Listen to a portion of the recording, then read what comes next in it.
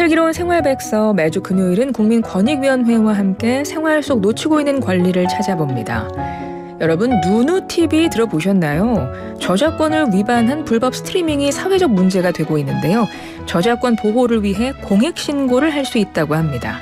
자세한 내용 국민권익위 보호보상정책과의 조은수 조사관과 이야기 나눠보겠습니다. 조사관님 어서 오세요. 안녕하세요. 네, 안녕하세요. 들어오실 때 깜짝 놀랐어요.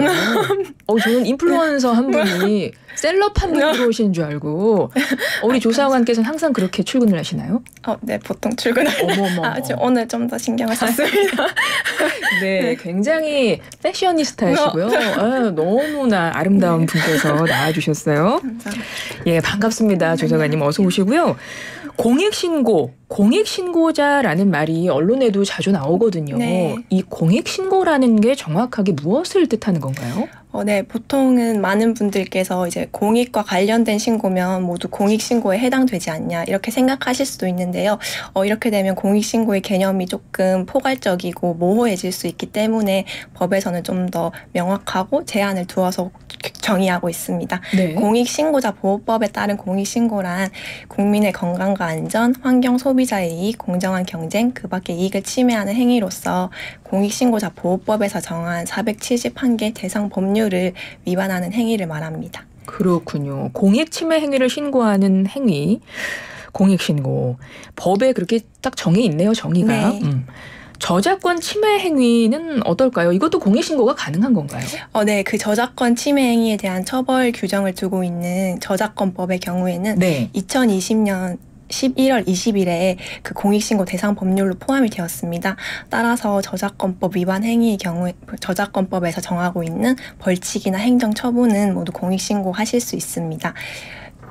아까 말씀하셨던 불법 영상 스트리밍이나 웹툰 사이트를 통한 이제 그런 불법 유통, 컨텐츠 불법 유통의 경우에는 다른 사람의 노력을 통해서 만들어진 저작물을 이제 부정하게 이용하는 것이잖아요. 네네. 그렇기 때문에 저작권법 제136조에서는 그런 지적 재산권이나 다른 법률에 의해서 보호가 되는 다른 재산적인 권리를 복제하거나 공중송신, 그리고 전시, 배포, 대여하는 해서 침해하는 행위를 이제 5년 이하의 징역 5천만 원 이하의 벌금으로 규정을 하고 있습니다. 따라서 권리자와 제휴 서비스를 맺지 않거나 권리자의 이용 허락 없이 저작권 보호의 대상이 되는 방송, 영화, 웹툰, 웹소설 등을 이제 불법으로 게시하거나 유통하는 행위는 모두 공익신고하실 수 있습니다. 네. 그 저작권 행위, 침해 행위도 역시 공익신고 가능하다라는 말씀을 그 법의 어떤 그 조항까지 다 조목조목 설명을 해 주셨는데요. 중간에 종이 소리가 좀 났죠. 우리 조사관님 전혀 원고가 필요 없으신데 너무 말씀을 잘하시는데 중간에 또 원고를 넘기셨어. 네, 우리 프로페셔널한 우리 조사관님 너무 지금 설명을 제가 잘 듣고 있고요. 문체부가 발표한 걸 보니까 콘텐츠 불법 유통으로 인한 피해가 2021년 기준으로 약 27조 원 이렇게 추산이 된다고요. 근데 불법 유통이라는 게 이게 일일이 좀 다 파악하기가 힘들 것 같거든요. 그래서 어쩌면 더 공익신고가 중요할 것 같은데요. 공익신고 어떻게 하면 될까요? 네, 저작권 침해 행위의 경우에는 국민권익위원회에 물론 하실 수 있고요. 저작권 보호 업무를 담당하고 있는 문화체육관광부나 한국저작권보호원에도 신고하실 수 있습니다. 신고하실 때는 불법행위 내용과 그 불법행위를 한 그 피신고자를 적어주시면 되고요. 그 증거 자료를 첨부하셔서 문서나 청년포털이라는 인터넷 사이트로 신고하실 수 있습니다. 다만 주의하실 점은 이제 허위 신고를 부작용을 방지하기 위해서 공익 신고는 신고자 이름을 밝힌 실명 신고가 원칙인데요. 공익 신고자 보호법에 따라서 그 신고자의 인적 사항은 철저하게 비밀 보장이 되기 때문에 안심을 하고 신고하셔도 됩니다.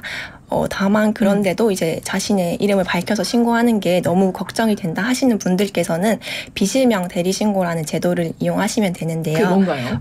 네, 이거는 이제 공익 신고자를 대리해서 변호사가 신고자 이름 대신에 자신의 변호사 이름으로 국민권익위원회에 신고할 수 있는 제도입니다. 네.